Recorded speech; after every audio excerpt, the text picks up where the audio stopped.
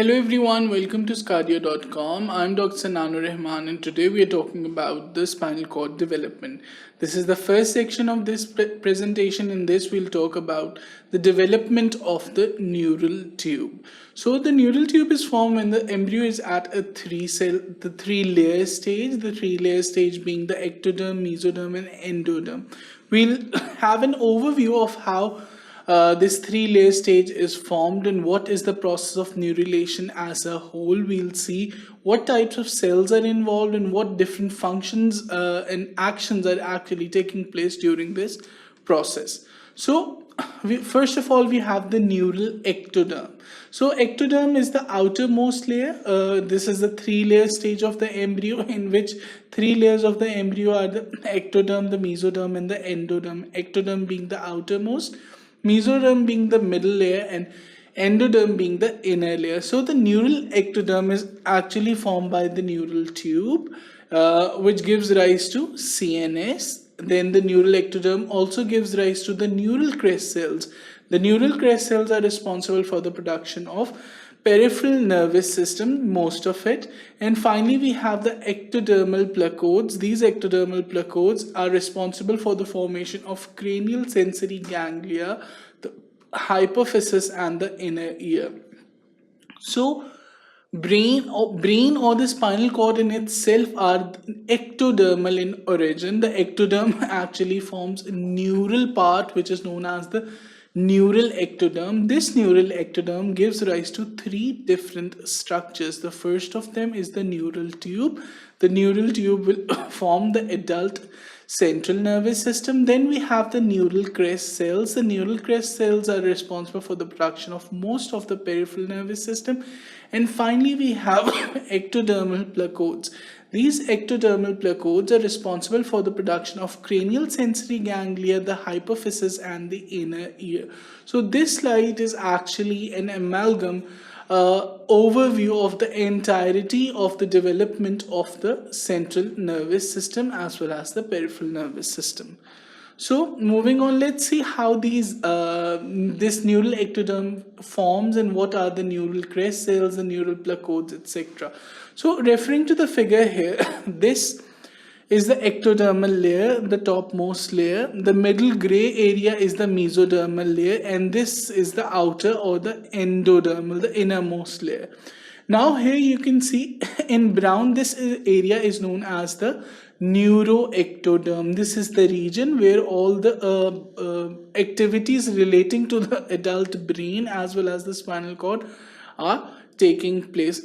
Just below it is the notochord. The notochord is only represented by the central vertebral portion in the human adult, the annulus fibrosus. The central jelly of the annulus fibrosus is actually, which is known as the nucleus propulsus. This is the remnant of the notochord in adult humans. Now let's see what happens and how this formation of neural tube takes place. So this is 16th day of development, that is approximately third week has started.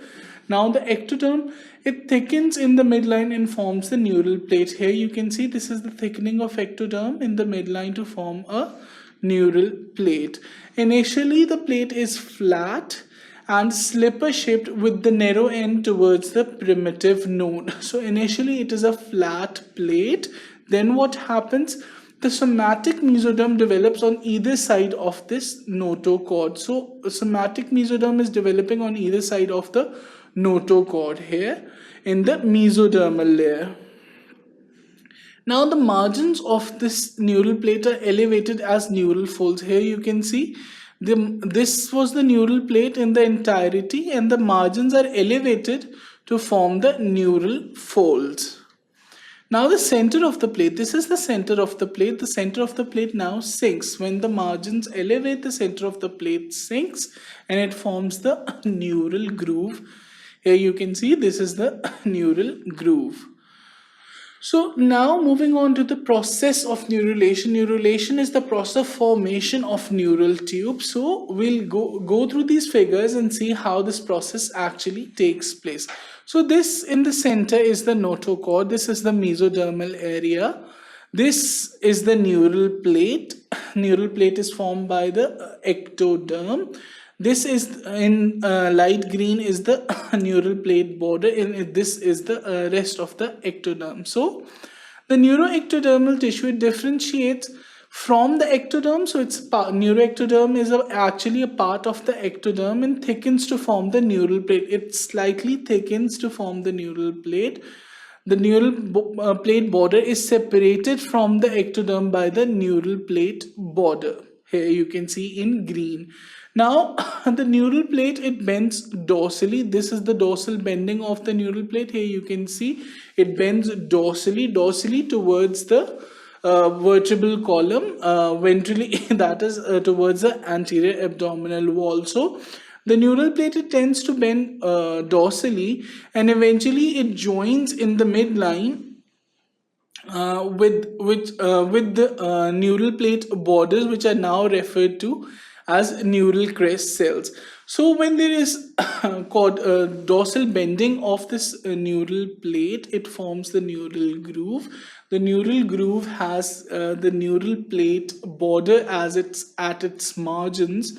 These now neural plate borders are now known as the neural crest cells. Now, this tube, the neural tube that is actually the neural groove that has actually formed, now tends to close. But before closure, these neural crest cells here in green, they actually separate themselves from the ectoderm, as a result of which they come to lie just below the ectoderm, and the neural tube folds upon itself to form the neural groove folds upon itself, and the two sides of the neural tube merge to form a neural groove merge to form a neural tube. Here you can see this a neural tube has been formed.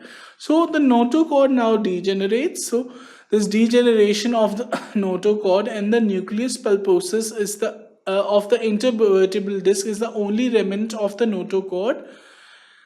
Now, other mesodermal cells, they differentiate into the somites. These are the somites that are the precursors of the axial skeleton and the skeletal muscles. So, what is happening? Let's recap. So first of all, we have this ectodermal layer. The ectodermal layer actually thickens to form neuroectoderm. This neuroectoderm is differentiated from the ectoderm by a border which is known as the neural plate border. Now, there's dorsal bending of this neuroectoderm, as a result of which a neural groove has been formed. Now, the neural plate borders, now known as the neural crest cells, come to lie on the top or the upper part of the neural groove. Just before closure of of this neural groove, these neural crest cells, they detach themselves from the neural groove and form the neural crest cells. Now this neural groove, it closes upon itself to form a loop which is known as the neural tube. This is the process of neurulation as a whole.